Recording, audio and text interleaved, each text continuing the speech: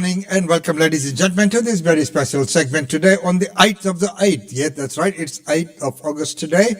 And hey, guess what? By today, we'll have the India Day Fair banners up on the Story Bridge. So take a look out for that. If you drive past, send us a photo. Ladies and gentlemen, right now, today, it's 16 degrees and partly sunny, meaning then it's partly cloudy. Little bit of chilly once again. There was few days of bit of relief and then now back into the cold, very, very cold. So this year, by now, we should have seen the changes coming in, but it doesn't seem like that's happening. We can still feel that winter chill still there when it should now be more windy. Getting towards Eka and India Day Fair with all the westerlies. But ladies and gentlemen, right now let's get on with the news for today. Number one, tributes flow in for that fatal house fire. What a tragic incident. An unimaginable tragedy uniting a small island community in grief. We all are in shock at the loss of these lives, particularly the young lives. The sorrow and sadness reflected at makeshift memorials. 5 young lives lost, including 4-year-old twins and their father, Wayne Godinay, who died trying to save them from the inferno. He ended up trapped upstairs with all the children when the second story suddenly collapsed. I'm lost for words, really, when it comes to something like little babies as well. Their distraught mother, 28-year-old Samantha Stevenson, is being cared for by friends on the island. To lose 5 children, I don't even know how that mother is breathing in and breathing out. Her sister also survived the blaze. Counsellors are on the ground for the school children who have lost their friends. I couldn't believe it. I just burst out into tears. We're all hurting. It's hard not to feel emotional. From the Premier, everyone is feeling their sorrow, to the police and fire commissioners. It is a very, very difficult time for many, many people. The hearts of Queenslanders go out to the grieving mother left behind. At school, the kids are all crying, they're quite upset. The older boys were part of the local soccer community. They were really well-behaved children. There has not been a bad word said about those young boys. And so, they will be very missed. Emergency crews have started to retrieve the bodies. These scenes are confronting for all of us. Police have set up a crime scene but say they're keeping an open mind on whether the fire is suspicious. There are some elements of this incident yesterday that do require closer scrutiny.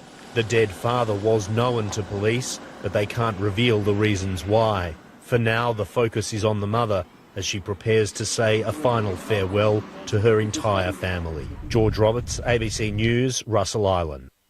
So Russell Island of Wellington Point of Manly, if you don't know, that's very much part of Brisbane.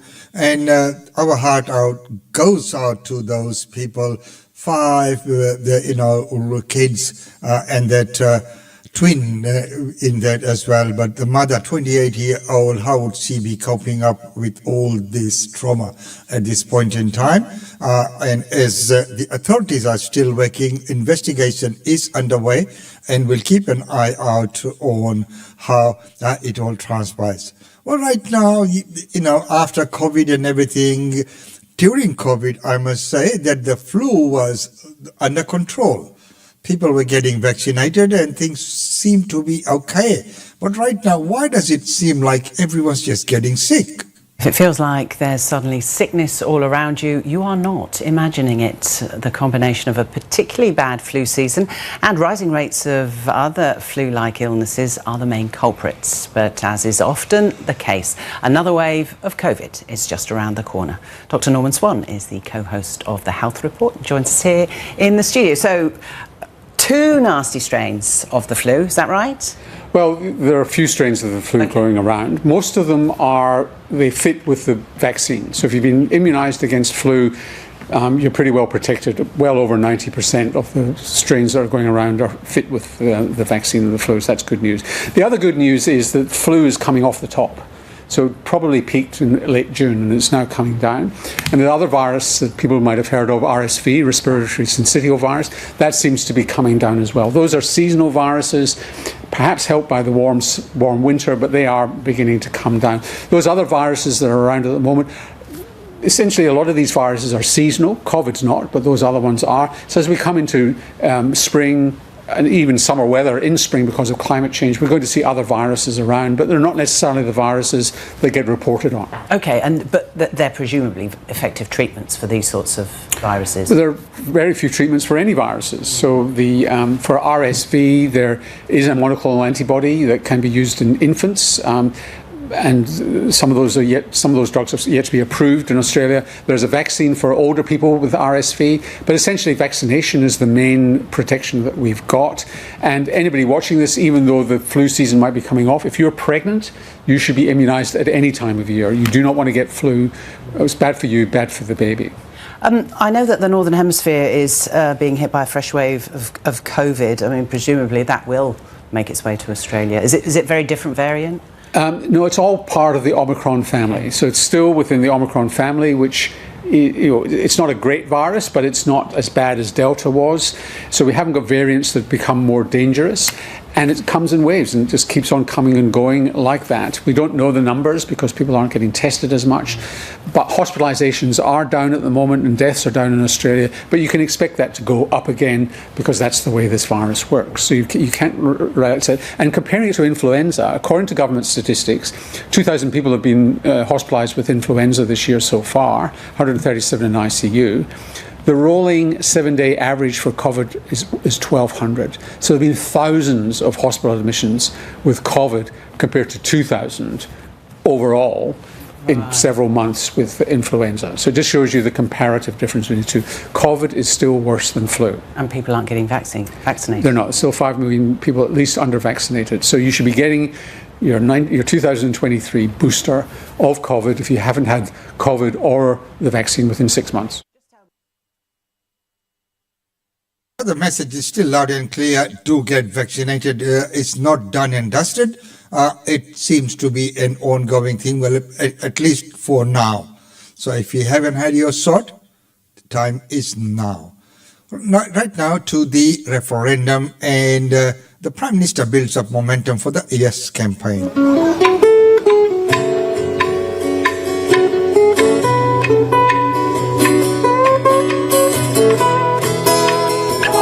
I regard constitutional recognition of First Nations people as unfinished business.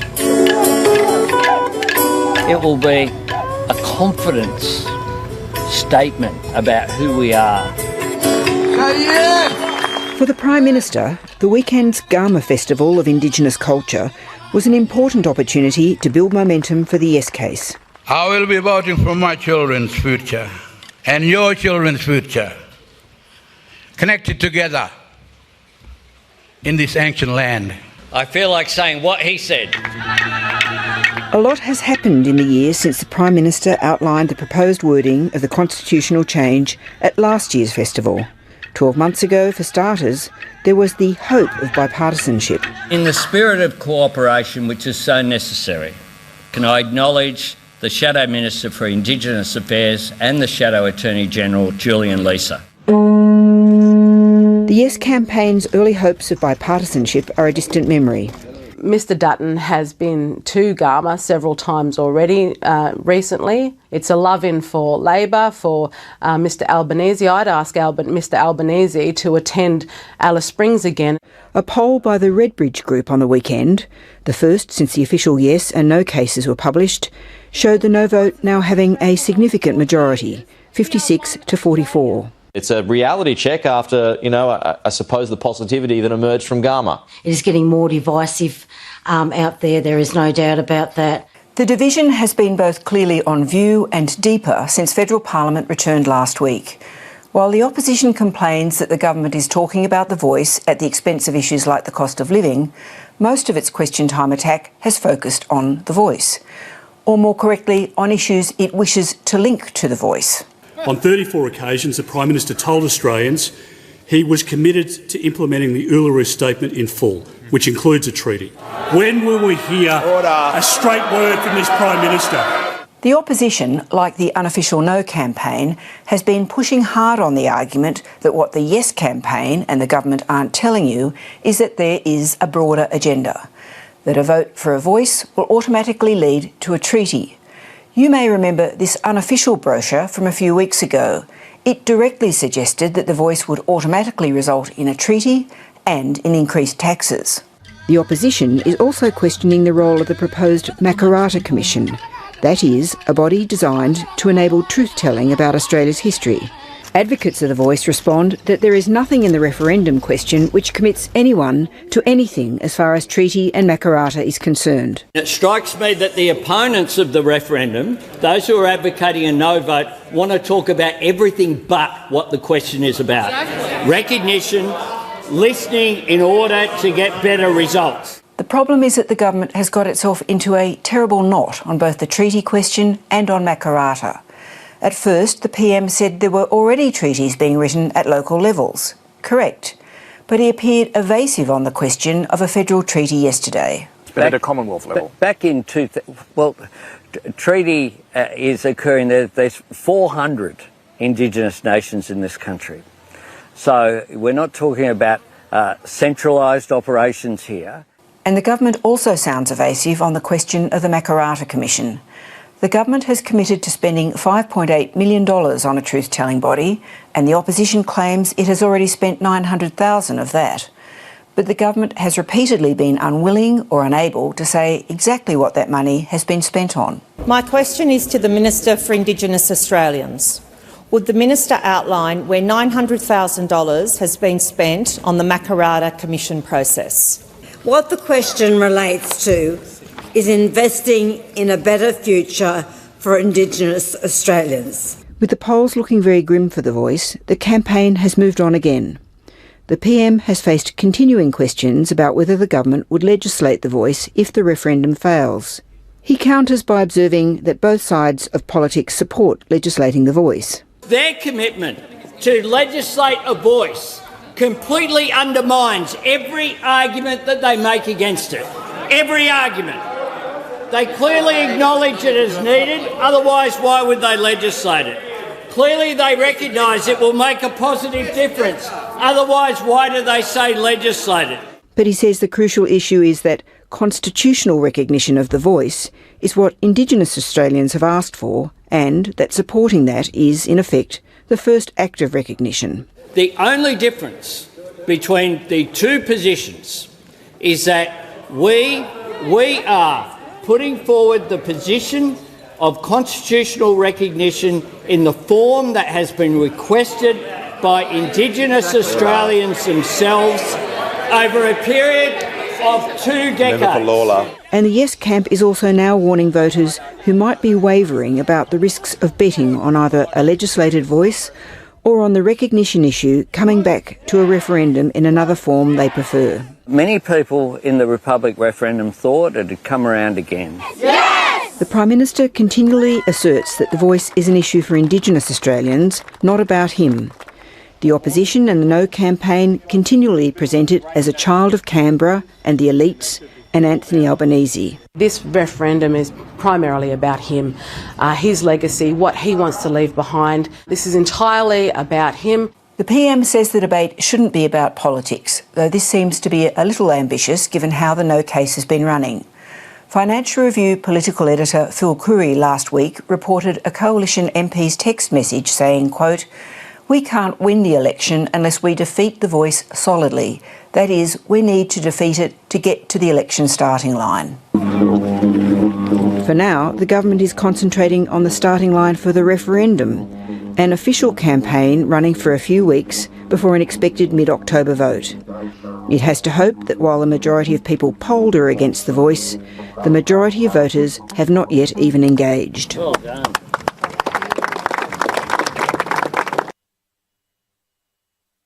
There, that's an update on the situation. Well, let it not be a political point scoring for a party. Let it be the people's decision of what people decide on which way to go. Well, right now let's go to New South Wales government. So renewable energy zones are part of the solution. They are basically a consolidated group of renewable energy projects, storage projects, and transmission that basically provides the right capacity in the right areas as we prepare to close down the coal power stations. Now, they are absolutely... Sorry, you continue. They are absolutely part of the solution, but they're not the silver bullet. That's what I was going to ask. Are these zones on track to meet the shortfall of energy supplies when power stations do close down? So obviously, the federal government has put the 82% renewable energy target by 2030, which is absolutely the right targets that we need to have for Australia. It's about now how do we act fast and do things differently to make sure that we are on track to meet those targets and we can close the power stations on time when they are scheduled to be closed. There is no shortage of investor interest in New South Wales, and that has been evident from the project proposals that are coming into the New South Wales government tenders. It's just a matter of making sure now we can accelerate and prioritise these projects that are not just within the renewable energy zones, but outside of these renewable energy zones, so that they can be developed and commissioned on time. What are some recommendations that you have to ensure the targets are met? So, as I said, in our report, we list out a number of short-term and long-term recommendations that can actually support the acceleration of the build-out of the renewable projects that we need. One of them is to look beyond just the renewable energy zones and the tenders within those zones. There is a significant amount of projects, especially in New South Wales, worth up to 32 gigawatts outside of renewable energy zones that can be prioritised and, I guess, moved and accelerated a lot faster. Some of the other recommendations are around bolstering energy storage projects and making sure that we don't just build energy storage to meet certain targets, but also to ensure that we've got the insurance we need to keep the lights on. What about things like transmission expansion? Are high voltage power lines needed? Definitely. So one of the missing links is the expansion of our transmission network. We actually haven't built transmission for decades in Australia, and it is basically the missing link to the energy transition. We need to build over 10,000 kilometres over the next decade, and that is a significant investment and expansion of these large power lines. And what we're saying is that we need to start thinking about these things differently and communicating the transition to the broader public and the communities in a different way so that we have everybody on board. Are we running out of time to start building on these recommendations that you have? No, not at all. As I mentioned earlier, and we clearly state in the report, and the modelling quite clearly shows that if we act now and fast and we do things differently how we've done them in the past, we can actually meet the renewable energy targets and be able to close down the power stations on time. We are closing down the power stations on time so that we are on track with our renewables. Well, right now in the healthcare sector, here's this report by Victorian government. Every day since Amrita Lankar died in May last year has been a nightmare for her parents, Chandra and Satya. We are traumatized. Every day is a hell for us. The 8-year-old's heart stopped 21 hours after she was admitted to Monash Children's Hospital. An autopsy revealed she died from myocarditis, inflammation of the heart. Her parents say their concerns were repeatedly dismissed. She was not able to breathe properly. So much so at 11 p.m. she told to her mom, "Mom, you are not doing anything." No parent should ever face it like this. 240 Victorians died or experienced serious harm that could have been prevented in healthcare settings, which is up 43% on the year before. 38 of those were children. I'm so sorry that this has happened to you and to your families. We will never be able to make right what has happened. Leanne Watson says her concerns were ignored before her son Mitchell died from a genetic disease. You do feel very powerless. You have nowhere to turn at that point. The government will introduce a statewide escalation system enabling parents to raise concerns about their child's care. It's a system Amrita's family has been campaigning for. If there is already a proper escalation system when Amrita admitted to the hospital, today Amrita would have alive. Amrita's family say they couldn't believe a statewide escalation system didn't already exist when they went through the trauma of feeling like they weren't being listened to. The government will look at systems in Queensland and Western Australia, but there's no timeline yet for it to be rolled out here. Children are dying, Victorians are dying because the health system is broken. While the changes won't help Amrita's parents, they're determined no other family should experience the pain they suffered. We don't want any other family to go what we're going through today. Bridget Willison, ABC News, Melbourne. And you can feel that pain, and as he mentioned, that no one should go through what they had to go through. And if any good research, any new changes that come about out of this, that would at least be a little bit soothing and comforting to the family. Well, ladies and gentlemen, that's about all we have for you in this segment. Right now, it's time to look at some of the functions and events taking place.